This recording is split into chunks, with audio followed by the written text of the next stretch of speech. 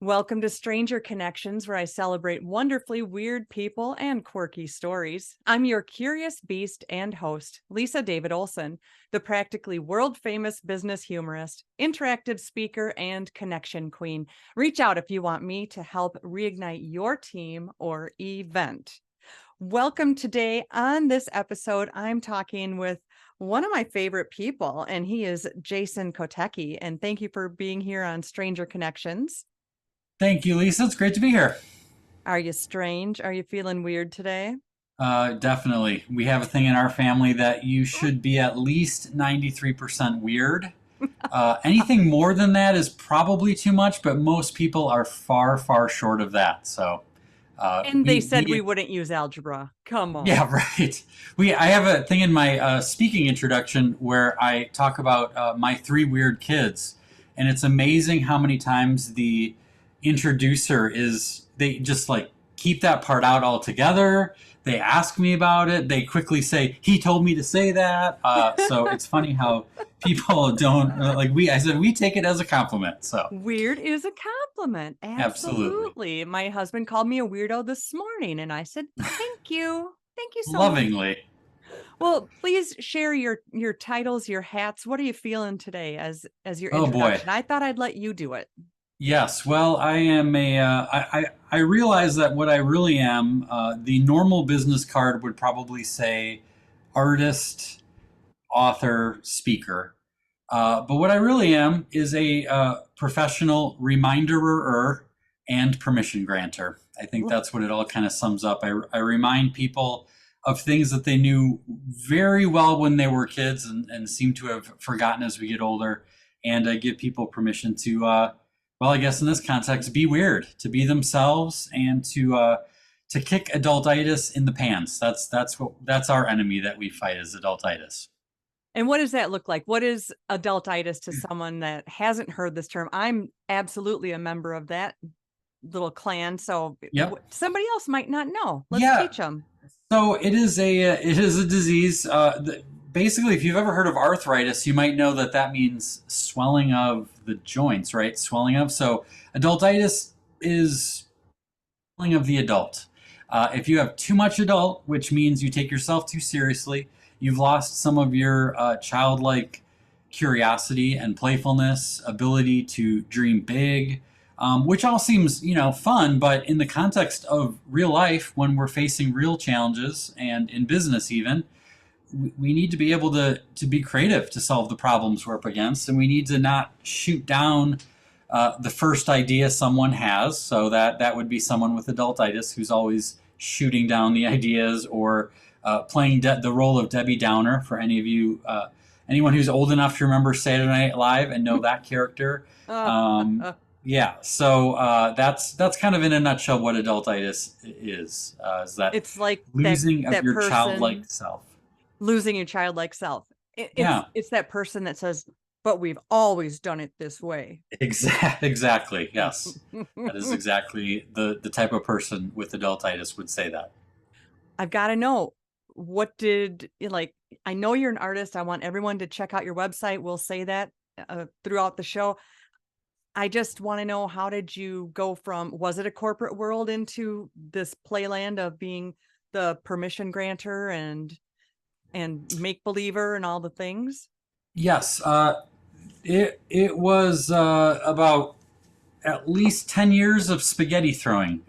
So the short story is I went to art school and I started a comic strip called Kim and Jason, and it was about childhood. It was about seeing life through the eyes of a child. And my wife and I decided to give that a role right after we got married. She was teaching kindergarten at the time, and that was basically what supported us for about 5 years.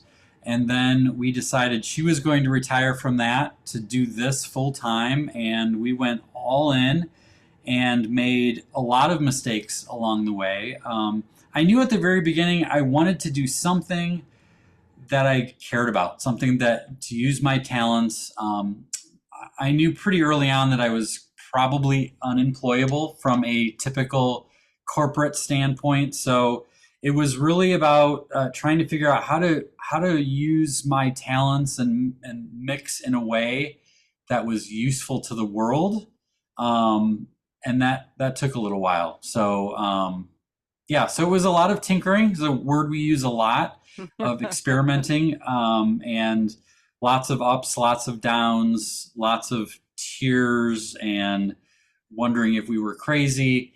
But things turned out okay, and it was probably 10 or 15 years into it when I realized that what I really do is remind people of stuff they already know. That which is seems so weird, but is so important. I also realized because we're going from the day to day. I mean, as we record this today, we're in the middle of a holiday season, and it just life comes at you fast, and it's easy to just be bogged down in the weeds, and we forget some of the things that we knew so well when we were kids that could get us through some of this day to day stuff. Yes, it's like when I'm speaking and one of the fun things that came to me one day is I said, well, what would you be doing if you didn't have your to-do list? Because we do the to-do list, and it's Yep. always laundry, and it's always and Hmm. you're welcome, anybody listening that just remembered you have clothes in the dryer, but it's always laundry, or it's pick up, stuff for the kids and the things. And then I say, above number one, write something you can do for yourself. And it's reading, it's yoga, it's massage, all the nice things. And then I said, what's stopping you? And then Hmm. I'll say, what do you want to do? I want to go get a massage. I give you permission. Hmm. If you're waiting, why is Yep. it we won't give ourselves permission to do those things, or to have fun and do things? That's a good question. I think a lot of times we think it's self indulgent, and a lot of the people that I talk to, I don't know about your audiences, but they're people who are caregivers, they're helpers, they're people who see big needs in the world and lots of problems and want to help, and that's super admirable. And we need that, and it's actually fairly rare.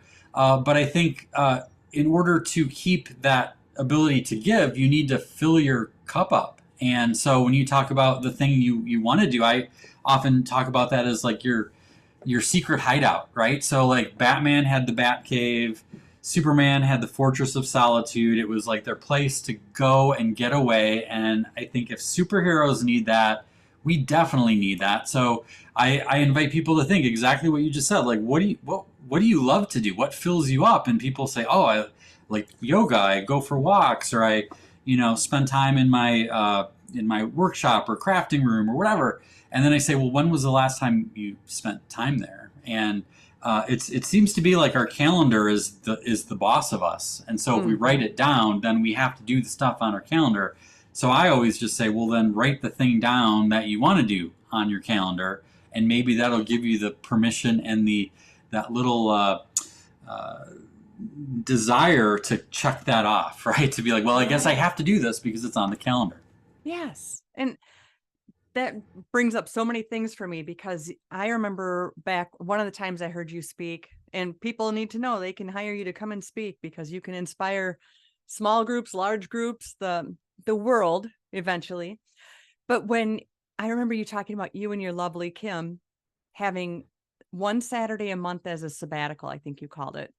And Mm. then you said you both promised to not put anything on that calendar and to respect that. And I think that is such an honor to say, nothing on this day. I don't know if that's harder now that you have 3 kids. No, that's a great point, and we actually we do it every week, and yeah, it's a Sabbath, so it's basically every world religion has it. So the irony is, it's not actually doesn't have to be religious. Like the point of it is to have that one day a week off. And we heard the idea. I mean, the the idea has been around for thousands of years, right? But Yeah, we there's heard that. a we didn't invent this, but we had a family who had multiple kids who talked about how they did their Sabbath, and this was before we had kids, and we just loved it, and we just thought, what the gall of someone to say no, we don't do anything on a certain day, even birthday parties or family obligations. And we're like, how dare you do that? And we realized, like, it's not the world's choice, it's our choice. And so Yeah, we still do it now with three kids, and in a lot of ways, it's even more important because I'll Yeah. tell you, there are probably, Lisa, maybe two times a year, maybe three, where we fudge it. We just can't say no, or we feel like, oh, we'll make it up or whatever, and we break our rule. And I'll tell you, by the time Wednesday comes around and our family is snipping at each other, and it's like, what's going on? It's like, oh yeah, we didn't have a Sabbath this week. And so Wow. it's sort of that thing that allows us to work really hard during the week because we know we have that light at the end of the tunnel. And I mean, we're excited. We live in Sheboygan now in Wisconsin. And this time of year, I know a lot of people that live in Florida are like, I can't imagine where it's cold. But like, we love when the winter's coming because we put the fire in the fireplace. We put some music on. We all get books or sketchbooks or even just surfing web, like aimlessly, whatever it is. And it's like we're all together and we're just kind of like filling our cup up. And yeah, I think it can look different for everybody, but there's probably a reason it's been around for thousands of years. Is that we should probably all figure out how to do it. And I can't imagine our life without it. Do you give everyone permission to choose a day of the month or a day of the week to do such a thing? Absolutely, and in our case, it's often a Sunday, but because as a speaker, sometimes I'm traveling on a weekend or whatever. Like we will shift it. It might be a Monday, it might be a Saturday. Like, but it's sort of like we have it as an automatic thing in our digital calendar. And so if something has to go on there, then we have to we can't delete it. We have to move it. We have to move it to a different day. So that's kind of a Oh, foolproof way of making sure that it's reserved. So it's set up as a repeating activity every Sunday, right. and it's the whole day. And then if something comes up, it's like, oh, we want to do this. Okay, well then let's shift it to Saturday or shift it to here. And if there's nowhere to shift, we have to be like, we have to make a hard call and say, well, we just can't do this. So, which is the hard Exactly. thing because we're people pleasers too, just like a lot of us, and it's hard to say no. But I try to remember that when I say no to something good, it means I'm saying yes to something better, and that's what that helps me reframe it a little bit. Fantastic. I also want to let people know about your art. You mentioned you guys grab your sketchbooks and you come around and sit down and sketch. Tell me about your art. I know you went to art school and you stated that earlier. Your newest book, maybe we talk about that. And it's called Must Be Nice. And it's a beautiful book. It is so much a piece of art in itself just to share. So let's talk about your inspiration for Must Be Nice. There's an apple and an orange on it. I do share video as well, so we can describe and show it. Cool. Yeah. So yeah, thank you for the kind words. Must Be Nice originated from a pity party that I threw for myself about 10 or so years ago. I was at the National Speakers Association National Convention, and I was in the audience and I was watching all of these amazing Hall of Fame, world famous speakers on stage being awesome. And I was pretty new in my career at the time and would just kind of like look at each one and I would pick out a must be nice, right? And usually we all say that and it's never a compliment. It's always a, oh, must be nice, right? So must be nice you used to play in the NBA, or must be nice you're a Fortune 500 CEO, or must be nice you can juggle fire. And like it was just like I would get lower and lower under my seat. And then finally, thankfully, I don't know where it came from, there's this little voice that said, "You're an idiot." And it said, you're an artist and you're not even using your art in your speaking. I kind of looked at it at the time as sort of like these silos of talents that I had. And it said, if you really worked on being different, right? Another way of saying weird, and use your kind of seemingly disparate talents together, especially your art, man, someday you'll be on that stage and people will say, oh, must be nice to be an artist where you can create these awesome, amazing, beautiful slides, and your books can be filled with your art and help anchor the things you're talking about in people's minds so they remember them and then they buy the prints after your talk. Must be nice. And I was like, man, that's the truth. And I think that applies to all of us, is that we all have a must be nice, probably several. And it doesn't do us any good to wish we had someone else's, but to figure out what ours are and make the most of them. And it's just a waste of time to be envious of someone else's if we're not really taking advantage of the ones we have. And so that's the inspiration of this book. And it's something I think a lot of people can relate to, especially with social media, right? You're scrolling along and you see everyone's highlight reel and the They're all vacations. rich, they're all happy. Yeah, everyone's having an amazing life and you're not, right? You're having a bad day and no one else is. And so I think it's the book is sort of a pep talk for anyone who's kind of depressed by the comparison game, but it's also got some real practical tools and frameworks to say, okay, let's drill down. Let's figure out what your must be nices are and let's figure out how to leverage them. And that was one thing, that was something that was really important to me for this book, was to make it actionable for people. But also, like I said, kind of just a pep talk to remind people why they're awesome, because I think we forget that when we're comparing our everyday life to everyone else's highlights. Well, and it certainly takes a lot of brain cells, energy, and time to grumble about someone else. And then here you were admitting you had a pity party. And maybe that was your little bitty rock bottom where you said, wait a second, I'm a darn good artist and I can speak. And you put it together. So Yep. if we all, and that's to me, that's the definition of creativity, is putting two unlikely things together. You nailed it. And I think when people could do that and think, I can fix cars and, I like Yep. cats, so I could fix Mhm. cats for cars, cars for cats. But seriously, there's almost everybody has more than one thing they can do. Yep. So I love that part. I do. And in your book on page 73, I know you have it memorized. It's Yes. you overcame 1 in 400 quadrillion odds to be born. Must be nice. Hmm. I mean, come on, who can argue with this?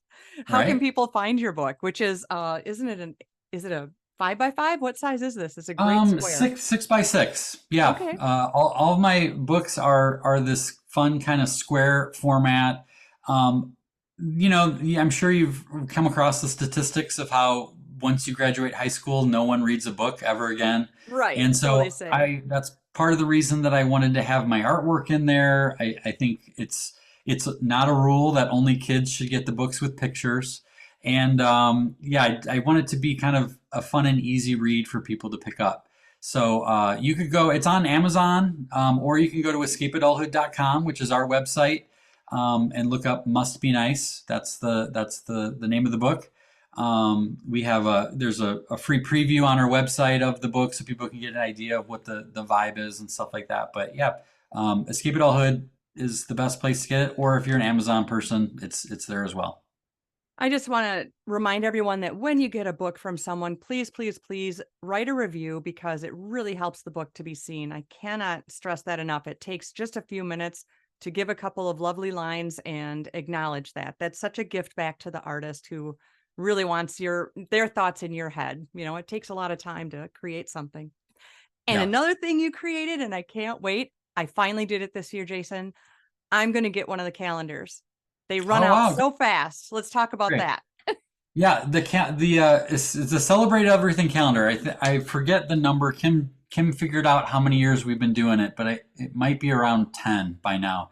But it's a wall calendar that has my art on it, so that's not necessarily an unusual thing. But what's cool about it, my favorite part, is that every single day has a holiday, like a real legit holiday. Because like there's all these weird holidays out there. So we research every year and pick ones that kind of fit our brand, right? So and so like people, I think I've noticed that we need a permission to celebrate. So like if the little tiny fine print on our calendar says Valentine's Day, we're like, oh, I guess I should tell someone I love them. Or if it's it says Independence Day, like, well, let's put meat on the grill and blow stuff up.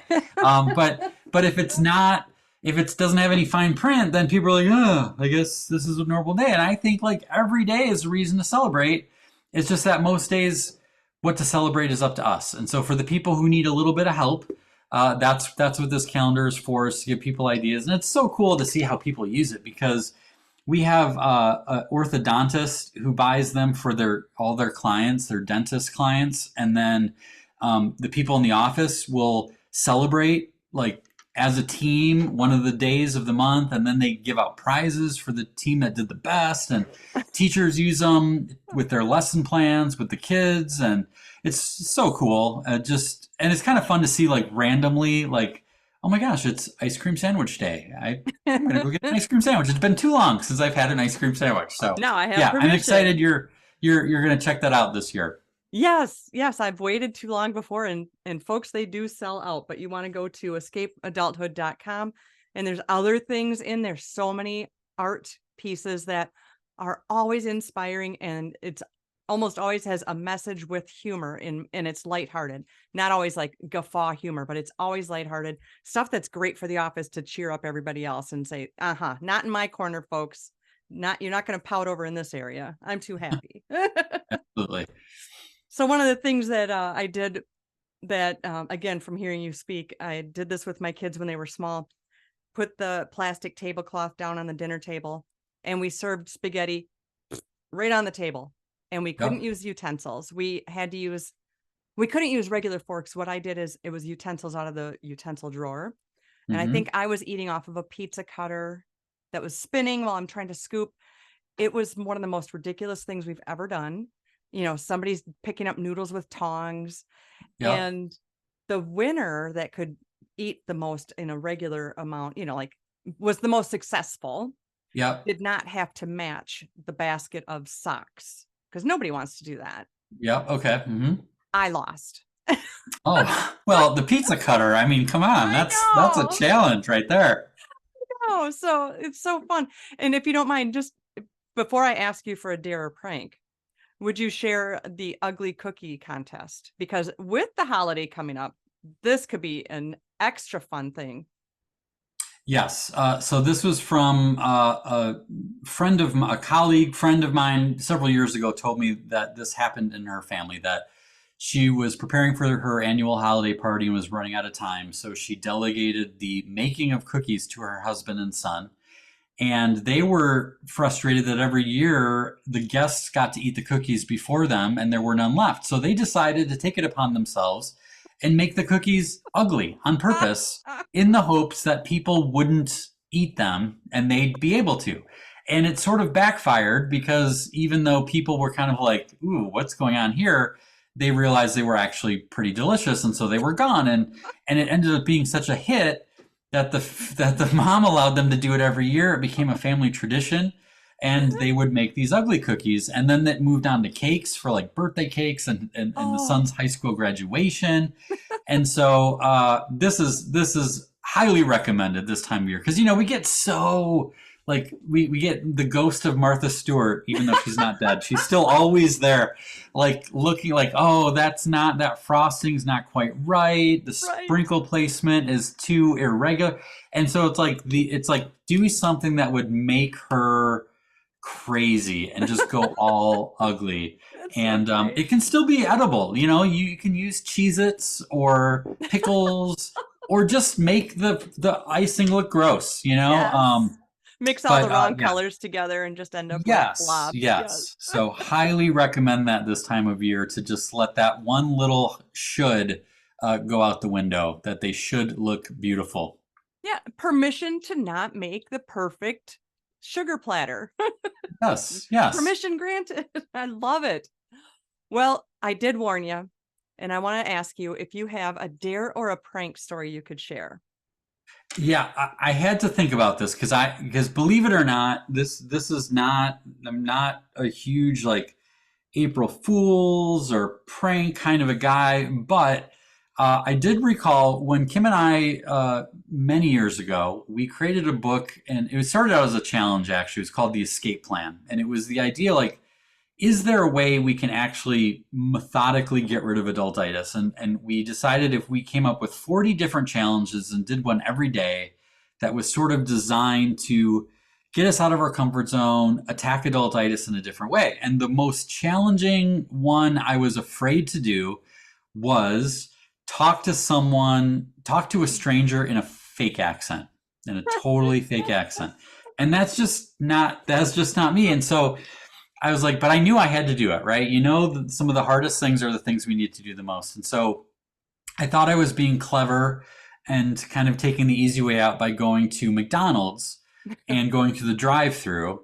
And for some reason, it didn't go in my head like, okay, well, I could do it over the intercom and that would feel safer, but then I'd actually have to see the Yeah. person face to face later. So I'm like, I didn't think it through.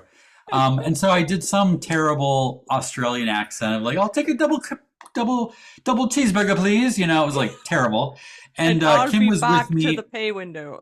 Yes, and then I had to get up there, and then they asked me a question, and I'm like, no, that's all right. And then we drove away laughing and laughing, and I realized how ridiculous it was because probably the person in the window was like, whatever, like they don't care, right? But we build ourselves up sometimes that we're so nervous about other people will think of us, and so that was one. And then interestingly, that led me to think of another drive-through window incident where we were going on a family road trip and we went to Dairy Queen and my kid, I think the kids, and then Kim got on board. They all dared me to ask for napkins, except I had to call them nipkins.